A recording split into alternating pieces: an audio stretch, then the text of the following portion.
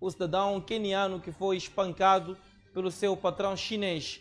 Portanto, temos dois vídeos. Eu peço o primeiro vídeo do espancamento, onde este jovem está mesmo a ser espancado, até com um pedaço de chapa, e foi pontapeado, vários golpes desferidos contra este jovem, aqui bem, nosso vizinho aqui do Quênia, por um cidadão chinês, alegadamente seu patrão. Portanto, vamos passar o primeiro vídeo e depois vamos passar o segundo vídeo e depois teremos aqui os comentários. Aí está, o primeiro vídeo, pode colocar em tela cheia, por favor, colega Valério. E depois vamos colocar o segundo vídeo nesta sequência.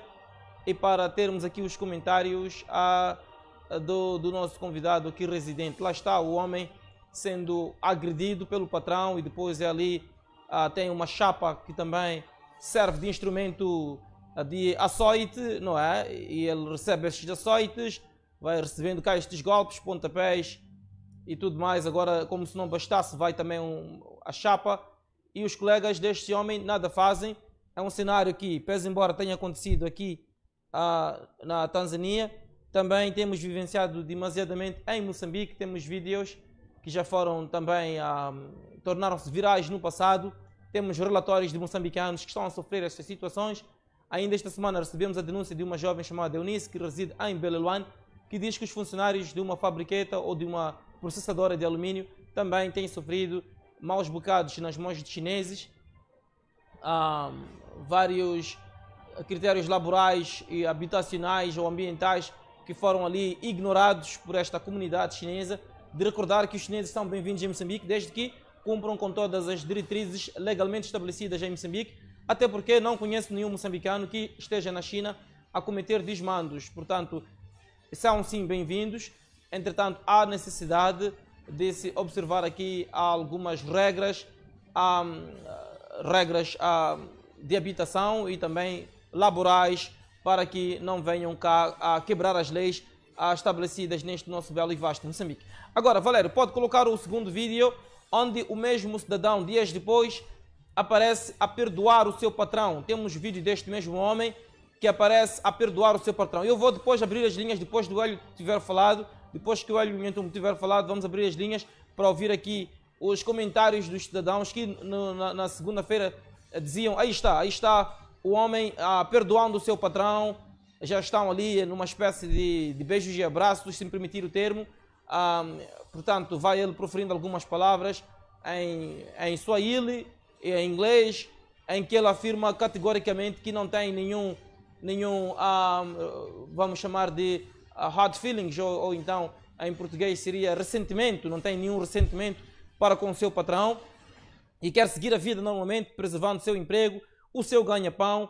E o patrão ali está com um rosto que não revela lá muito arrependimento, pelo menos na leitura que faço. Posso cá estar equivocado, até porque não sou nenhum psicanalista, mas toda a gente pode, através daquilo que é a sua análise ótica, fazer algumas constatações, e eu constato que este chinês não apresenta nenhum remorso, até porque quem está a falar é apenas o queniano ou tanzaniano, já não me lembro exatamente qual é, mas penso que é queniano, está ali escrito no GC queniano, portanto que é o único que está ali a falar. Devia o chinês, penso eu, também algo ter dito.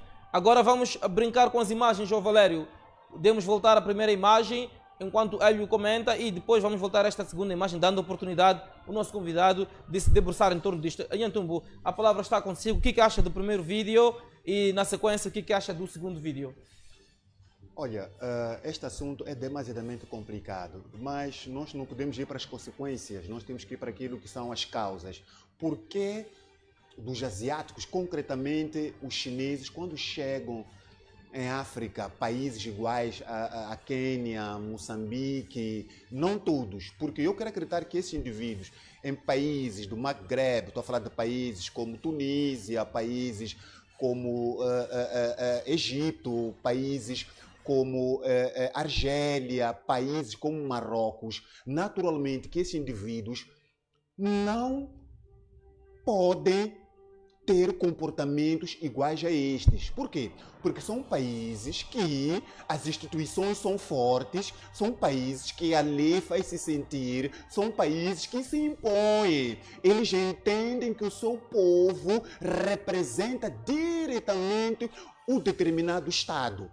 Então, aqui nós compreendemos que como é que são celebrados os contratos. Não o contrato do ponto de vista de comercialização, mas estamos a falar no que diz respeito às relações bilaterais.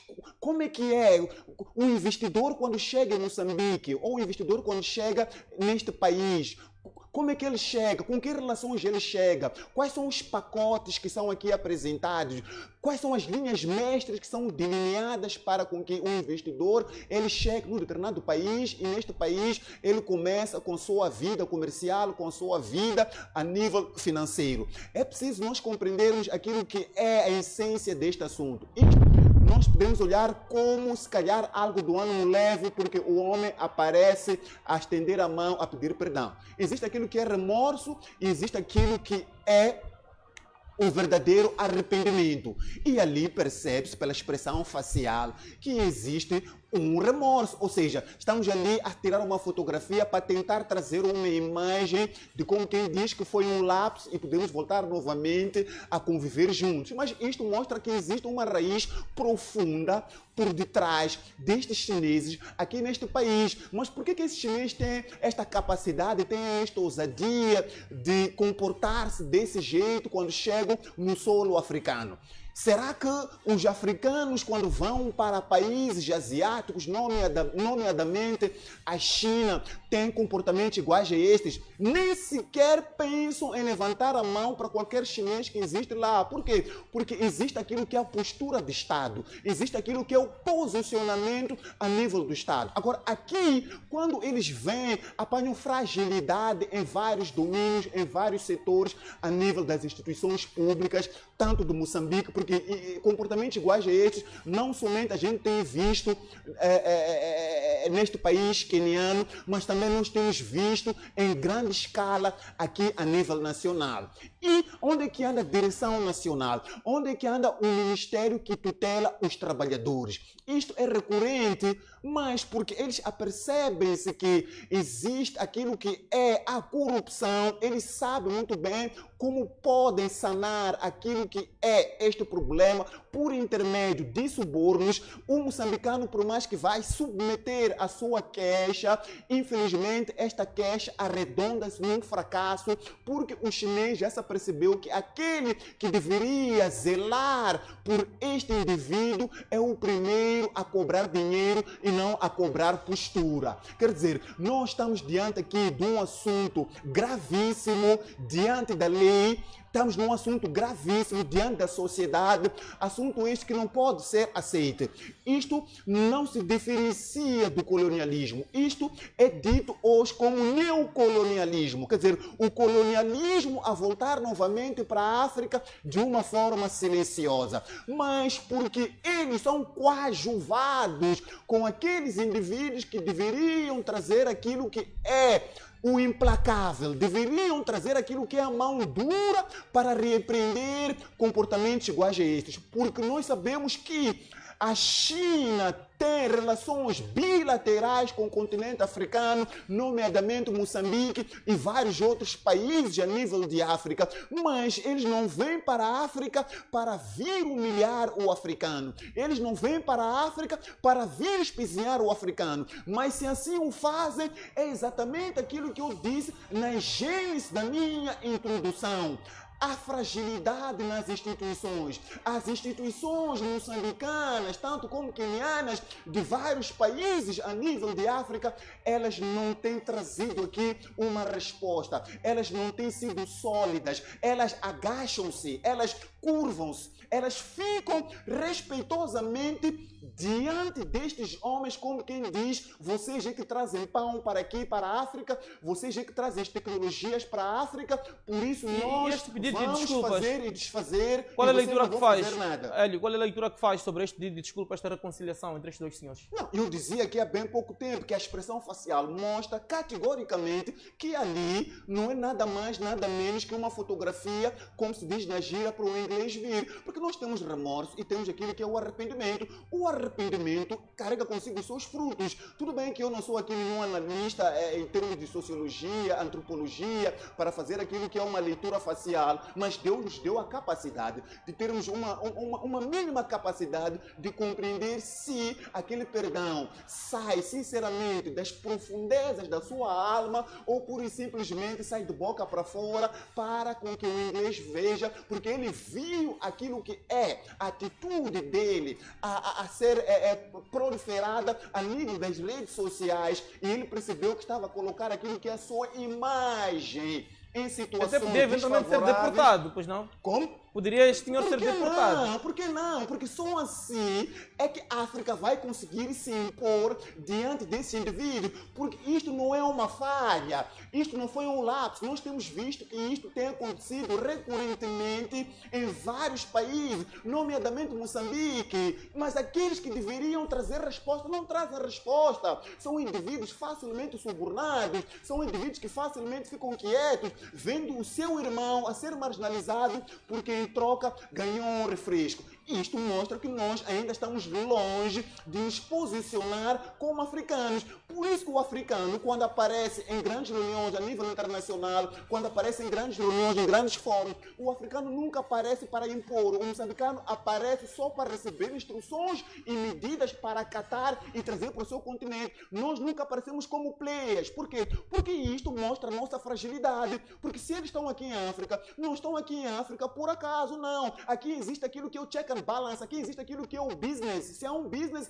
ele traz aquilo que é a sua inteligência, traz aquilo que é o seu equipamento para trabalho, e nós temos aquilo que também que é a mão de obra, e temos também aquilo que é a terra. Porque o chinês não está aqui numa questão de fazer um favor aos fazer africanos. um favor aos moçambicanos. Não. O chinês está aqui porque existe uma relação, e se calhar os chineses, os asiáticos, ganham muito mais ainda estando aqui em África do que estar lá na Ásia. E o país também fica muito mais rico vindo explorando aqui em África do que fazendo, se calhar, alguns negócios com alguns países asiáticos ou europeus. Por falar em estrangeiros portanto, a questão da imigração, eu gostava de pedir também aos colegas para que partilhassem connosco o vídeo da vizinha África do Sul, em que vários estrangeiros, vários imigrantes estão a ser escorraçados. É um cenário que está a subir de tom, infelizmente. A violência está a escalar e até aqui ainda não vimos nenhum presidente dos países que têm uma população ou uma comunidade muito grande na África do Sul, países como Quênia, Tanzânia, Moçambique, Zimbábue, o Botsuana, Zâmbia, Suazilândia, o Lesoto.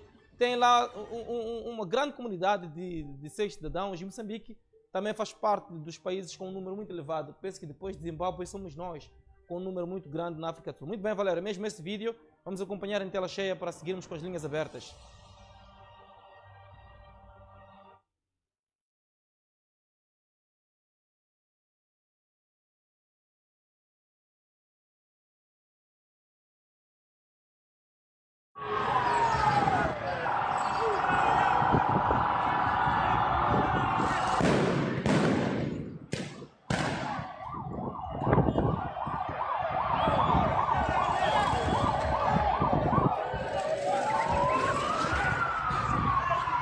Bonjour, capitaine.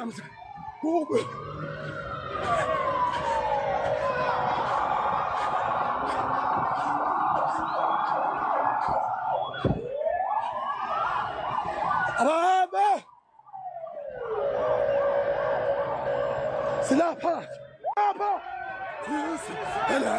D'accord! Ababa! Ababa! Ababa! Uba Chawin! Ababa!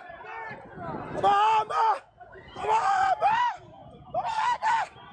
Ababa! Ababa! Ababa, man! Ababa! Ababa! Ababa! Ababa! Ababa! Ababa! Ababa!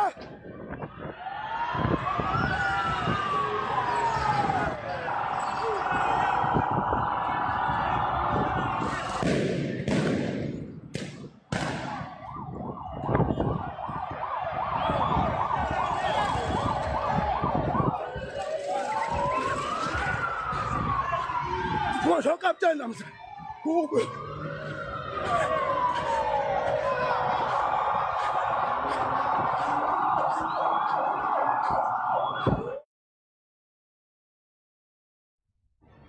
bem, muitíssimo obrigado, colegas, que estão a garantir esta transmissão, portanto, bastante qualitativa do nosso programa. Aí está. Vou pedir também que possamos disponibilizar o terminal telefónico a nível do rodapé para que possamos interagir com alguns estimados telespectadores e internautas que estão a acompanhar esta edição do nosso programa. O número na tela, portanto, para a interação com os estimados telespectadores que eventualmente queiram o seu parecer deixar ficar em torno das notas que perfizeram a edição de hoje. Mas enquanto isso, em Inhamtumbo, temos moçambicanos e não só, estrangeiros no geral, a correrem pelas ruas da África do Sul, com particular destaque para a cidade de Joanesburgo, devido à falta de documentação. Alguns até podem estar documentados, mas quando são descobertos como não sendo nacionais, este é o cenário que vivenciam. O que é que tem a dizer? Que nós temos que nos questionar por que chegarmos até esse extremo. Tudo bem que esta é a operação do Lula, não é? Estamos a dizer que os sul-africanos dizem que nós estamos a ocupar aquilo que é o lugar deles, estamos a ocupar aquilo que é o mercado de emprego, a questão de empregabilidade, estamos a ocupar aquilo que é o número de pessoas a nível da África do Sul. Estamos a ocupar aquilo que é as instituições deles, estamos a ocupar até os próprios hospitais, estamos a ocupar as próprias escolas de ensino e aprendizagem e até no mercado informal estamos em grande proporção e que isto em alguns momentos eles conotam como indivíduos que estão a tirar aquilo que é o seu espaço no panorama sul-africano. Mas está bem, por que é que nós chegamos até esse extremo? Chegou uma altura em que Moçambique, não é? Era sempre, não é? Segurar o seu fio de pensamento. Alô, boa noite. Sim, boa noite. Alô, boa noite. Sim, boa noite. Pode prosseguir. Dizia, houve uma altura em que a presença dos moçambicanos era notória e era uma mais-valia para aquilo que é o crescimento na indústria extrativa sul-africana. Estou a falar dos mineiros. Até aí não havia problemas nenhum. A questão da mão de obra, a questão do memorando de entendimento em que a África do Sul e Moçambique tiveram para aquilo que é o crescimento econômico a nível da África do Sul e, naturalmente, isto vinha consubstanciar com aquilo que são as suas rendas para os cidadãos moçambicanos.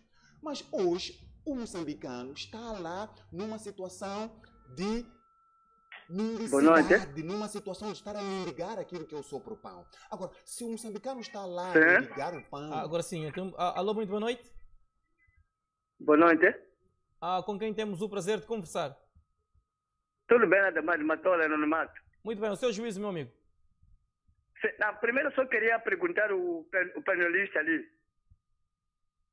É porque ele fala muito de os Estados não fazerem nada de proteger os seus cidadãos em relação, por exemplo, aos chineses.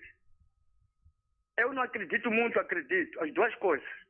Eu pergunto ao ilustre ali, por que na tua abordagem não aconselha os moçambicanos, por exemplo, né? Porque eu não vou pedir emprego para levar por lado. Se é algo que eu faço numa empresa, eu trabalho numa empresa, das empresas. Faço mais uma empresa, eu trago alguma coisa. A lei o patrão ou me perdoar, ou me mandar pagar, ou me mandar embora. Bater é uma coisa. Ninguém vai numa empresa para ir trabalhar para levar por lá. Mas é aquilo que é legítima defesa. Por que os moçambicanos não são aconselhados a usar a lei de legítima defesa contra os chineses? Então eles já de deixar. Porque não é que os chineses têm força para bater moçambicanos. Ele não tem. Nem aquele senhor ali, eles têm daquele. Só a estatura daquele senhor ali. Só que ele lhe deixava. Não é porque não podia bater. Mas a lei em Moçambique tem legítima defesa. Você pode matar aquela pessoa que começou. Você não vai na cadeia. Então, porque os moçambicanos não usam essa lei, legítima defesa, porque não foi para levar por nada com os chineses. Depois dali, então, vão chegar nos tribunais. Eu me defendi. Foi legítima defesa, começou a me bater. Eu não fui pedir emprego para levar por nada. Então, o país tem que primeiro chegar a essa parte. Uma coisa são as instituições, não nego, mas tem que começar do próprio que está empregado lá. Porque ele que começa a levar porrada lá, antes no tribunal. Não vai levar porrada, para depois culpar as instituições. Vai ter uma lei que ele pode lutar também. A lei lhe permite. Dá-lhe só, dê-me só. Eu não fui pedir para ele, fiz mal no nego. Manda-me embora, paga aquilo que eu trabalhei, ou manda pagar a peça, ou vai queixar ele. Eu vou no tribunal. Não é levar para a cadeia, isso já não sou coisa de emprego. Esse é abuso. De que eu não sou homem. Então o homem tem direito de lutar pela legítima defesa. Essa lei funciona. Então os moçambicanos deviam ser encorajados a usar a lei de defesa. Então essa lei vai fazer com que os chineses não bate ninguém. Porque também pode levar para como moçambicanos. Aquele senhor, apesar de ser de Kennedy, só que estatura só. Aquele chinês não pode bater aquele senhor ali. Pela luta de guerra, não pode. Mas ele deixou porque ele humilhou-se. Pois o pessoal, por quê? Foi ele para levar por lado só porque tem que trabalhar. Vale a pena você ser desempregado, porque isso é da minha casa, deixar a minha mulher e os meus filhos. Para ele levar por lado com um homem que eu fui pedir emprego. Estragou uma coisa, se está bem. Manda me pagar, eu vou pagar. Escolha no salário, não me querem, manda-me embora. É ali primeiro.